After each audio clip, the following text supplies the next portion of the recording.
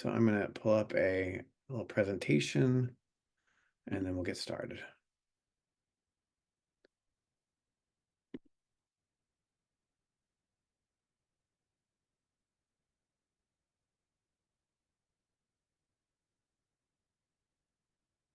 All right, can you all see my screen? Yeah. Okay, great. So a chakra. So, basically you probably have heard this word. I don't know, maybe you guys have been in a yoga class or heard somebody talking about it, but we're just going to talk about what a chakra is. So the chakra is an energy vortex that's located in different locations in your body, right? So we'll go over where those locations are in a few minutes. The word chakra translates to wheel, and then the energy in a chakra, if it's in balance and flowing correctly, moves in a clockwise direction. So sensing chakras, right? Like some people are energy sensitive, right? And you say, oh, can you sense the energy in your chakra? And they're like, yeah, I get it. And other people are probably like, I don't know. I don't know if I sense it. I don't know what it is. I don't know what you're talking about. Maybe I get it. So the best way I've learned about chakras, and I use my chakras, is I start by imagining it, right? I start to, when people are talking about energy senses or energy locations in the body or what color it is I let my mind imagine it. And then as I kind of give myself that permission to experience it, it becomes more real to me, right? To the point where, it becomes like a learned sense. So getting over that kind of like, is it real? Is it not real? It's sort of like a little bit of a leap of faith and a little bit of like, I'm going to just pretend in a way that I know what you're talking about and I know you're experiencing it. And then it sort of follows. It's very interesting. So the chakras that we're going to talk about tonight is the 7 chakra systems. And as you kind of like get into chakras and things like that, you might find out that, oh, this system has 4 chakras, or this system only has 7 chakras. The system that we're talking about is a 7 chakra system, and it's largely based on the Hindu system. Now, we're all in America here, so we all kind of experience all of this through a Western lens, and very few of us get it kind of like from the native Hindu culture, right? We're learning it from our popular culture, or we're learning it from yoga classes, or however it might come about. So with the Western chakra system came from multiple sources starting in about the 1880s. There were a few books that were written, and then it started to really gain popularity with the like kind of the big increase in yoga in the 1960s and 70s. What my teaching is tonight is largely based on is a book by Anodea Judith called Eastern Body, Western Mind, which does a great job of talking about how how chakras can be used in kind of therapeutic and like healing modalities. And it does a deep dive into different character styles and like really, really deep book. And it is one of the required books of Helix. If you decide to go into our bigger program, we'll be deep diving into this book. But for tonight, we're going to give like a general overview of what the chakras are and dip a little bit into kind of the learnings behind it. Does that make sense to everybody? Yeah. Okay, great. So the locations of the chakras. So this diagram is pretty good. The second chakra is a little bit high, and we'll get to that. We're going to start from the bottom here. So the root chakra is right on the base of your spine. And the second chakra is more like, in this, it's a little bit high up, but it was a few inches below your navel. So for women, it's your womb. For men, it's the hara or the dantian. That's where it's located. The third chakra is the solar plexus. Fourth chakra is the heart. Then we have the fifth chakra in the throat. And then the sixth chakra is the mind's eye. And then the seventh chakra is the crown. Oh, I didn't fix its throat. It's got a little typo there. So is everybody following along so far? Yeah. Okay, great. So how do you use chakras for healing, right? So it can be used in a lot of different ways. If I'm sitting with a client and they're telling a story about, let's say they're terrified of a presentation that they're going to give, right? And they're like worried about what their boss is going to think, or what they're going to be nervous about. Um, they're going to be nervous of, I'm just going to talk right here. They'll say they're nervous about it. And sometimes I'll say, okay, well, check in with your body. Like, get out of the story in your head and let's move somatically into your body. And I'll ask, like, is there any, like, any sensations coming up? And for this example, I'm going to say, oh, my client says, oh, I have a tightness in my throat, right? This might show up in different ways, but for this example, I'll say I have a tightness in my throat. So for me, if I'm thinking about it in the chakra system, I'll be like, oh, that's the throat chakra, right? And then we can kind of talk about what that information that gives me, right? So there are like our chakras develop throughout our ages, so I know that throat chakra starts at, like, probably about age 7. And so I'll start to ask questions about, what was going on for you at an early age, or I'll, it's kind of like I'll get these clues that allow me to kind of tune into what the throat chakra means. So it's like kind of like an overlay. Having worked with chakras a lot, I know this kind of intuitively now because it's kind of into my kind of process with people. But this is kind of a clue, working with people, that you could be like, oh, it's the throat chakra. You can go the other way around too, right? And you could say, oh, somebody's having heartache, and you could say, oh, that's probably the heart chakra. What do I know about the heart chakra? What you know about the heart chakra, we'll get into in a few minutes. Does that all make sense for you? Right. So there's two ways into it. There's the kind of like what the body is saying, and then mapping it to you with your understanding, or your eventual understanding of what the chakras are, and what you can kind of like, what you will learn to say, like, oh, these are the good things that work with the heart chakra. These are different techniques that we can do. We can tune into that energy, or the other way around, where you can say, okay, what do I know about this? If somebody's got heartache, what do I know about the throat chakra or the heart chakra that would help me?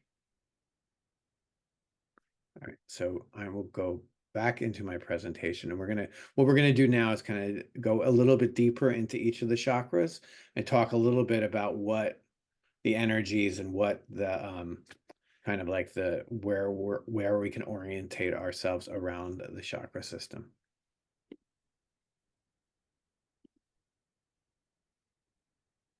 So the first chakra is the one that's on the base of your spine, right? And that color is red. It has to do with the right to be here. It's the right to have your needs met, such as the right time for yourself, for pleasure, for money, possessions, love, and praise. Right. And this can also manifest as feeling of unwanted. So if you think about this, this is the earliest age of the chakra, right? So your chakra is developed, this chakra is developed at like infancy to about a year. So if you have a loving relationship with your parents, you're getting that reflection back, that you're needed, that you're wanted, that you're loved. And this baseline is great, because then like in that place, feel like you have the right to be here. But if you have parents that were distracted, or, missing, or unable to meet your basic needs, then you're going to have difficulty as you grow up having your needs met, or having this kind of idea that maybe you don't deserve to have your needs met. Right. So it has to do with your physical identity and self-preservation, and the shadow is fear. So what this means, you'll see this come up a few times in these slides, like the shadow, right? Like, so the shadow is like the things that you're afraid of, your things that are the secret kind of things you don't want anyone to know. A shadow is like kind of your undeveloped self. Is everybody following along, getting it? Any Yep. questions before I move forward? Okay, we'll unpack this more at the end. So the first chakra affirmations, and I love these affirmations because, sometimes when we kind of go through these things and um, you start to self-identify, right? And you start to be like, oh my God, it's me. I got a first chakra issue. I got a third chakra issue. Oh my God, what's the matter with me? Because we can, we're all empathic beings and we start to kind of start to see this through the world, through these things. So I love to kind of do these affirmations as I'm teaching this because it helps us all kind of like relax our nervous system a little bit. And you can kind of repeat after me, or you just can kind of do this into the quietness of your home. And if you want, when you get this presentation, you can, do these affirmations on your own. And I like to do a little tapping when I do them. I don't know if you guys have done tapping. It's a way of programming your subconscious. So I'll like when I do my affirmations, the affirmations start on here and I like to tap on my hand and I say, it is safe for me to be here. There it supports me and meets my needs. I love my body and trust its wisdom. I am immersed in abundance. I'm here and I'm real. I'm in my body and I see clearly through my eyes. Right. So the second chakra is the color orange, and it's about the right to feel and the right to have feelings. So this is when, the child is getting a little bit older, right? So it's like toddlerhood. So they're starting to like kind of break away they're starting to have a little bit of independence and they're starting to get their own ideas about things. And so in some families, right, you might have heard like, oh, what do you have to be angry about? How can you express yourself? You should be ashamed of yourself. That's a little bit older than that, but the energy is there, right? Like the children's feelings are a little bit more inconvenient for the parent, and they might experience like guilt or guilt about having these feelings, right? So this is really about having like you tune into this energy with your clients, and if they're feeling these kind of like, do they even have the right to have their feelings? It's a good clue that this is a second chakra issue. Now, the issue also is that the first and second chakra are pre-verbal, right? So if it's a pre-verbal thing, the client you're dealing with might not be able to identify what's going on with them because it's bringing up such early feelings for them. So it's just something to be mindful. Like when you're dealing with these chakras, these two are before people can really speak about it. So the progress with somebody might be very slow. I'll go through this. So it's the right to feel and the right to have feelings. So the question is, do you have the right to be angry? How can you express yourself like that? You should be ashamed of yourself. That might be something that the child heard or the person heard when they were little. So it's the right to have feelings that is connected to the right to know what you want and when you have difficulty knowing what you want. So if you're dealing with people in your life or even with yourself and you're like, I don't even know what I want. I have all these choices. I can't make a decision. I'm overwhelmed. That might be an indication that your early chakra system is getting activated, right? So this chakra is connected to our right to enjoy healthy sexuality and intimacy. And an unbalanced chakra struggles with emotional identity and self-gratification. And the shadow is guilt. All right, should I keep going? All right, so the affirmations here are, I deserve pleasure in my life, and I'm tapping while I read these. So as I'm saying, you could just kind of do this tapping. It's going to help you relax your nervous system. And I absorb information through my feelings. I embrace and celebrate my sexuality. My sexuality is sacred. I move easily and effortlessly, and life is pleasurable.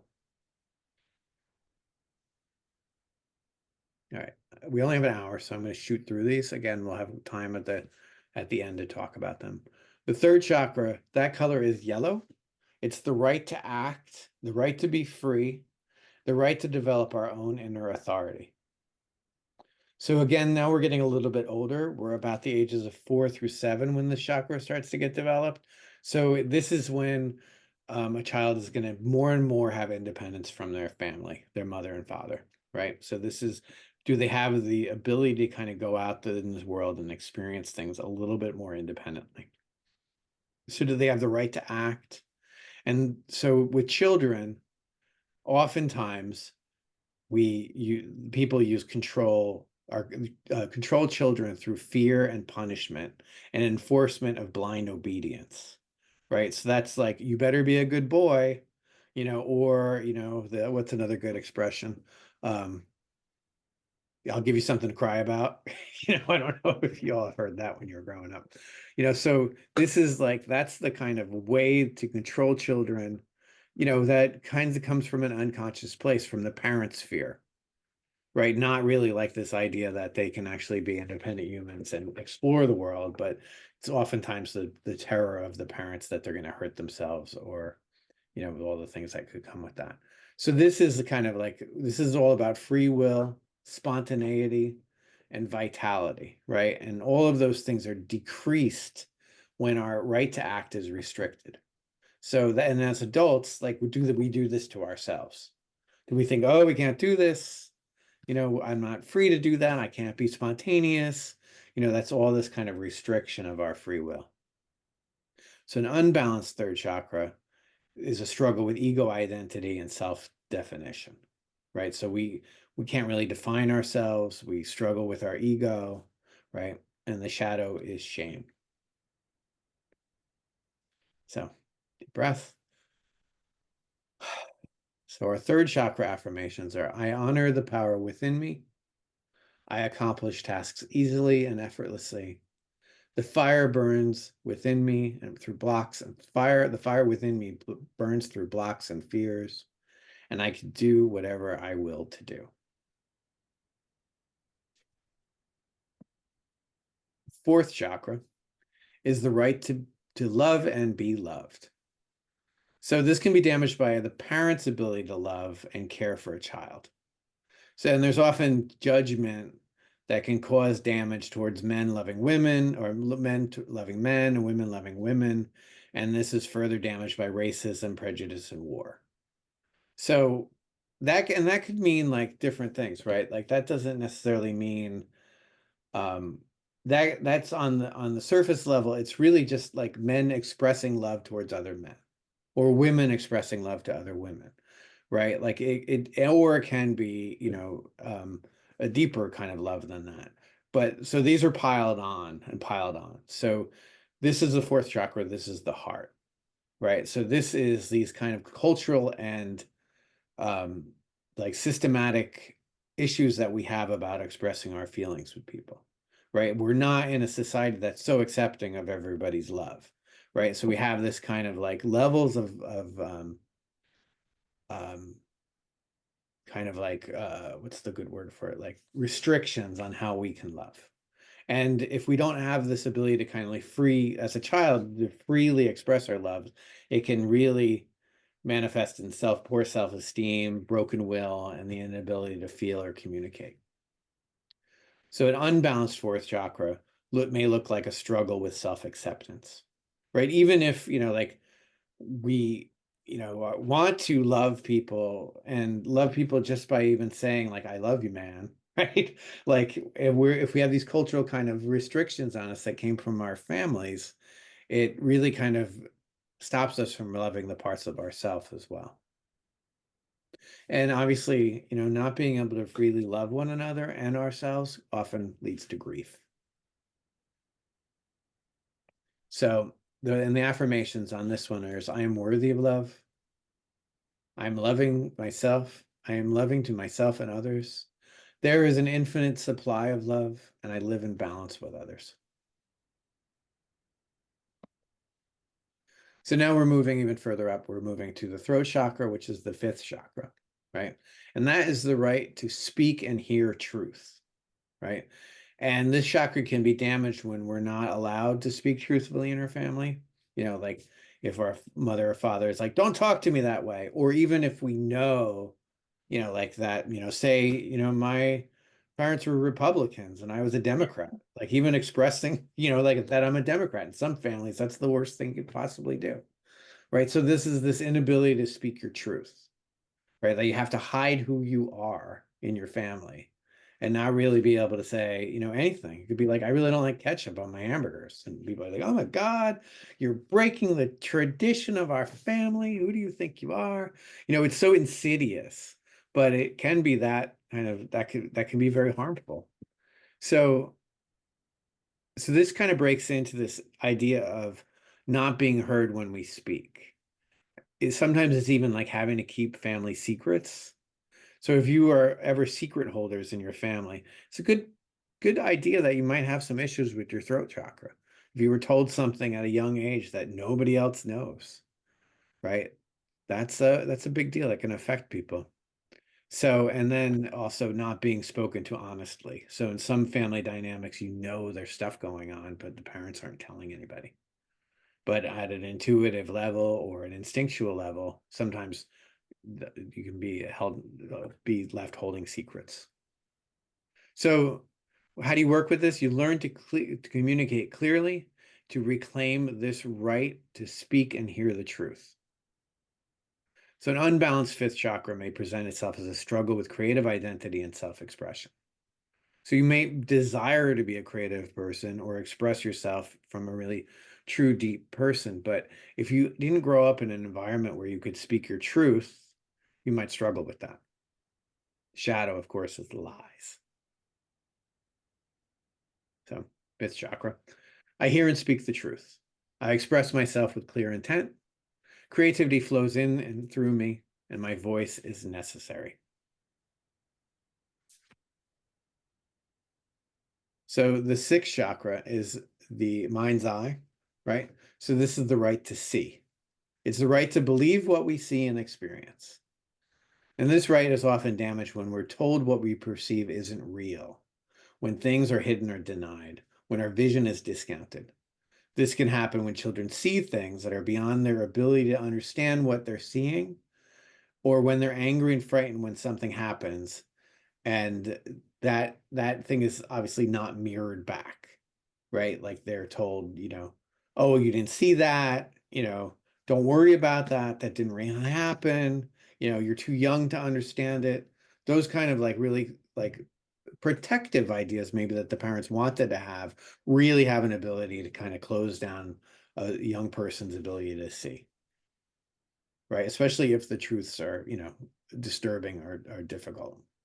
So an unbalanced sixth chakra may present itself as a struggle with archetypical identity and self-reflection. So in this kind of sense is that you may not be able to really properly identify yourself in society. If you've been like, this is kind of like what the example here is like, kind of like a gaslighting again, right? Like you didn't really experience what you just did. You didn't see that. Don't worry about that weird thing that just happened. And so your ability to really determine whether what you see is real or not is where the damage happens. So sixth chakra affirmations is I see all things in clarity. I am open to the wisdom within, and I can manifest my vision. The seventh and final chakra, and then I'll kind of show you a timeline and we can kind of answer any questions about chakras that might have come up. It's a lot of information. So, we can kind of go back. We have a little bit of time. We could kind of walk through this again. So the seventh chakra is your right to know. And this is the right to accurate information, the truth and knowledge of what's going on. And this is about both education and spiritual knowledge. And it's also your connection to the divine. So we have pain around this if we're denied information or education. And if we're, like you're not allowed to know that, you're too young to know that, or this is forbidden knowledge. These are all things that come up with the seventh chakra. This is connected to our universal identity, and that's how we see ourselves in our community. And the shadow is attachment. So what that means is really being attached to a certain identity or role that may or may not serve you anymore. So the seventh chakra is divinity resides within. I am open to new information and new ideas and information I need comes to me. The world is my teacher and I'm guided to a higher power and I'm guided to inner wisdom. So then here we can see the stages of chakra development. So again, this first chakra is womb to 12 months and it's the right to be here. And then you'll see that these times kind of overlap a little bit. It's not like, oh, I'm 12 months old, it's my birthday, I get to move to the second chakra. It kind of like it has this kind of looping effect, right? And even when we've gone through all 7 of the chakras, we will tend to kind of go back and like experience things again. And like I said, and when you get up to issues with like the higher end chakras, like the 7th and 8th chakras, sometimes they compound. You have a little bit of third chakra issue, you have a little bit of fourth chakra issue, so it's kind of like a spiral that kind of overlaps on itself, just so you know. So again, second chakra now is 6 to 24 months, and it's the right to feel. The 7th chakra is 8 months to 4 years, and it's the right to act. And the 4th chakra is 4 to 7 years, so it's the right to love and be loved. The 5th chakra is 7 to 12 years, and it's the right to speak and hear the truth. The 6th chakra is adolescence.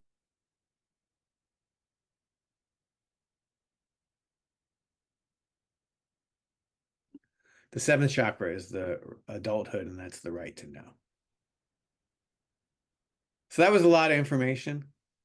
Freddie, you muted yourself Oh, I did. back there after the Which 4th one? chakra. Oh, the 4th chakra. All right, so I'll When back you up. muted yourself, yeah. Sorry. So 4th chakra, it's 4 to 7 years. It's the right to love and be loved. Then we move on to the 5th chakra. That's 7 to 12 years. It's the right to speak and hear the truth. The 6th chakra is adolescence. It's the right to see. And the 7th chakra is adulthood, the right to know. So I'm just going to give you a moment to let all of that soak in. That's been a lot of information I just gave you. And we cycle through these cycles all throughout our life. And when working with clients, that example I gave you with the throat chakra, when you ask a client, like, oh, it's, does this remind you of anything that happened in your life? What comes up for you? A lot of times what'll come up is, here, I'm going to stop sharing, is not exactly like, oh, it's 7 years old, it's got to be the throat chakra. They'll remember the latest thing of that, right? Like your clients might not have access to their early memories, or have very limited access to their memories. So if you're dealing with an energy signature, or a thing about the presentation, just as a good example, right? They might not remember that in 7th grade this happened, or when they were 7 years old, or when they're 4 years old. They not remember it, but they may remember that they tried to give a presentation when they were 13, and they were embarrassed and humiliated about something.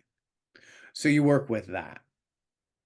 You work with that energy that comes up, and then eventually, they'll be like, oh, yeah, I remember that, Mrs. Peterson embarrassed me in front of the whole class. And then you're like, oh my God. Now I remember in kindergarten, I peed my pants in front of everybody, whatever the thing might be. Right. But it's like an access to those memories, right? Like you're not going to, a person that's activated might not necessarily remember their earliest chakra or their earliest trauma. So you hold space for them for where they're at.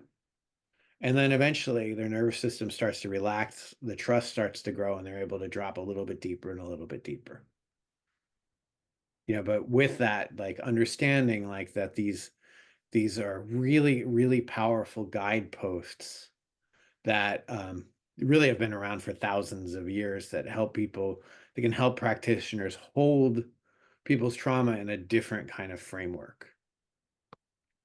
Are there any questions? I know I went through a lot, but this is the Q&A time.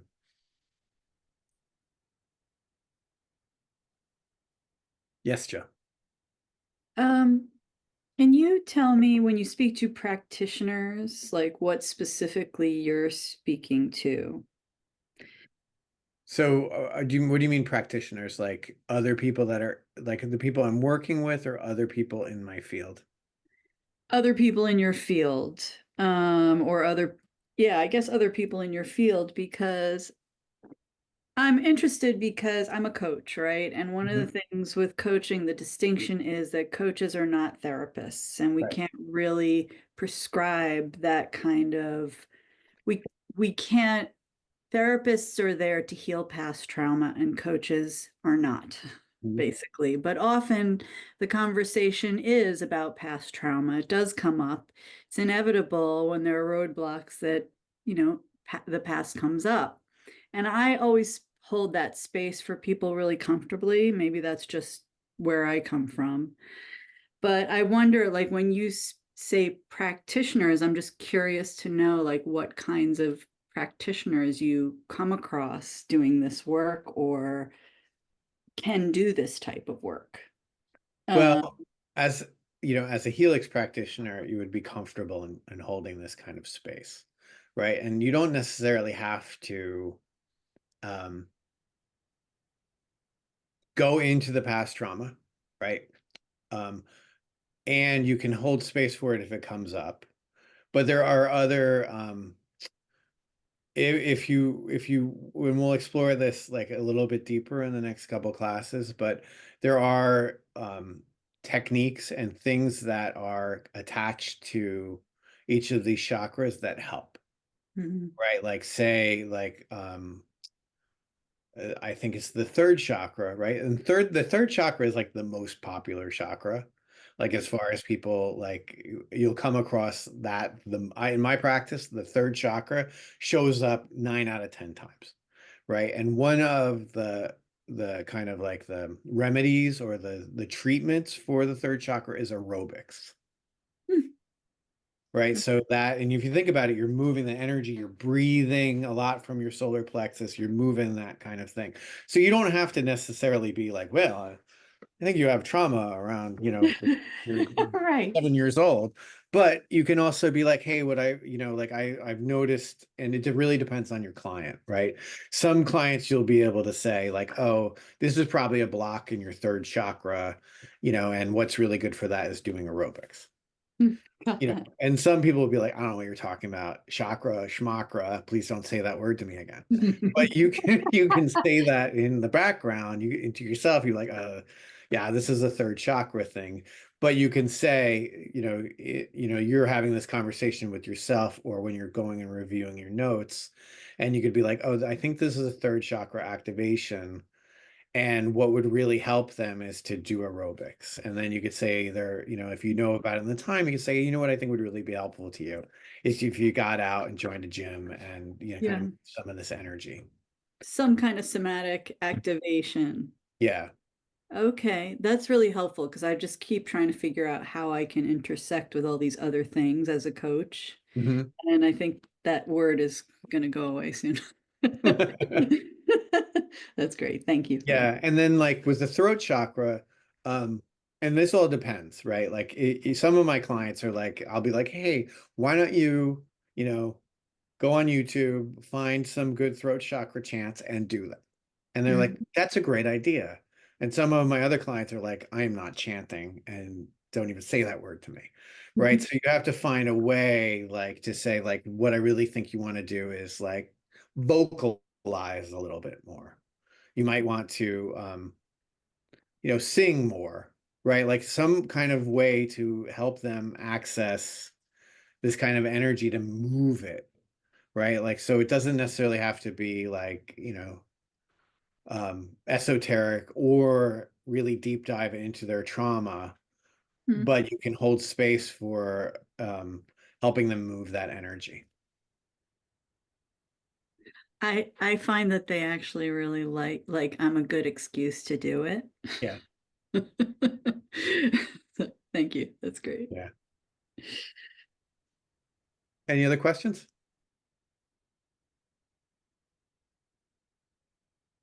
If you're thinking it and you're like, I don't want to say it, just know that somebody else is thinking it too. Right. Like, so don't be scared about asking like a question that you're like, I don't really know how to even phrase this question. Because it was a lot of information that I threw at you. What Since are, we're on the topic. Oh, go no, ahead, go Lindsay. ahead, sorry. Oh, I was just going to say, I'm really curious about what other somatic activities you find work with the other chakras we haven't talked about yet. I'll go into a little bit more detail that like next week, right? And like, Okay. and I'll make sure that like, you know, like it's a lot of things and it's sort of like, you know, like you could pick any one of them and find something. So, you know, like it's singing around the throat chakra, it's aerobics around the third chakra. It can be like painting and drawing, like even though you're thinking, oh, that's creative art, there's something somatic in doing that, right? You know, there's a lot of different ways to kind of tackle that. And if you want to tune in next week, I'll make sure that I kind of tackle that a little bit more. Okay. Sounds good. Lindsay? Yeah, I just saw, so each one is associated with a certain color and symbol. Mhm. Where's that coming from, or what's behind that? So the symbols are Hindu. They're really like ancient symbols that have been adapted, right? So they are theoretically should be like Hindu, but we don't really know, right? Because so many people in the West have kind of touched it. And like if you know, even if you like as I was putting this together, you know, I'm like chakra symbols, and they're all a little bit different, right? Mm-hmm. So you have to kind of understand and the colors have changed as well. So there are like kind of like these standard 7 colors that kind of progress through the rainbow, and they are kind of like these recognized symbols. But there is a little bit of, at least with the symbols themselves, there's a little bit of variation on them. And I'm not fluent in Hindu, so and I don't know them by name, right? But a lot of these books, you know, like a lot of the Western Mind, Eastern Body, Western Mind, that book has all the information in it with the name and the symbols and things like that. So if you want, and it's a great book. It's thick and it's really got an immense amount of information in it. Can I add on to that? Sure. Because I can answer a little bit of that, Lindsay. So all of those symbols, they are represented by in yogic philosophy. They're the lotus flower and they have different amount of lotus leaves on them. And in the ancient texts, they have different Sanskrit letters, and it's all very, very symbolic. But as Fred was saying, coming at it through the Western kind of lens, we lose some of that symbology with it, and the psychology piece of it came much, much later. You don't hear about the psychology, you know, in the ancient texts, but in much later.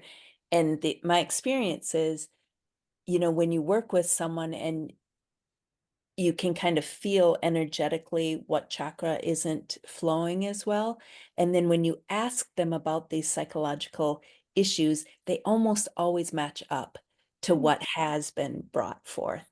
And so it's not that this part was part of the original scriptures, but it definitely now seems to match up pretty well. And the colors as well, they change for different systems, you know, Balinese system, the um, uh, Tibetan Buddhism system, they have different colors and stuff. So it's all of that kind of older symbology and language. It all has a meaning, but as the Western ideas have come through, there's not as much focus on that. Interesting. Thank you both. You're welcome.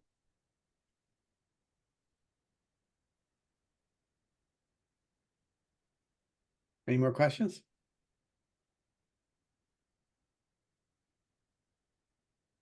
Okay. All right. So I'll talk a little bit about more things that are coming up. And Jana's going to put some information into the chat for us. Yep. All right. So right now we are doing the 7 chakra system for personal and therapeutic development with me. So there'll be another class next week and then another class the following week. Right. And then next week I'll make sure Jess, I will put more information about some of the somatic exercises that we can do with each of the chakras. And I'll talk a little bit more about, it was mentioned in the list, right? Like this idea that the chakra, there's an excess or a deficiency in a chakra, right? So if we're thinking about the chakra as a wheel, right? Like, and sometimes the wheel will be spinning too fast or spinning the opposite direction, right? And we can kind of talk about how that might manifest and talk about when a chakra is spinning too fast or spinning in the wrong direction. And that's when some of the behaviors related to the chakras that aren't so great happen. And then we could talk a little bit about also some of the somatic exercises that can help remedy that. So after that, we're going to have 3 classes starting on October 12th for mindfulness. That's with our fellow teacher, Mary Myers. So it's using mindfulness for increased clarity, joy, and effectiveness. Then Diana is going to do ancestral soul healing. So that's working with generational wounds and embracing personal and collective liberation. And then Simone is going to be doing harmonizing and healing, harmonize and heal, a series of yoga ninja classes. We will also be doing a few events that you can stay tuned for, where we're going to talk a little bit more about the Helix program and talk about, what is involved in our 3-year program. Those dates will be coming up soon.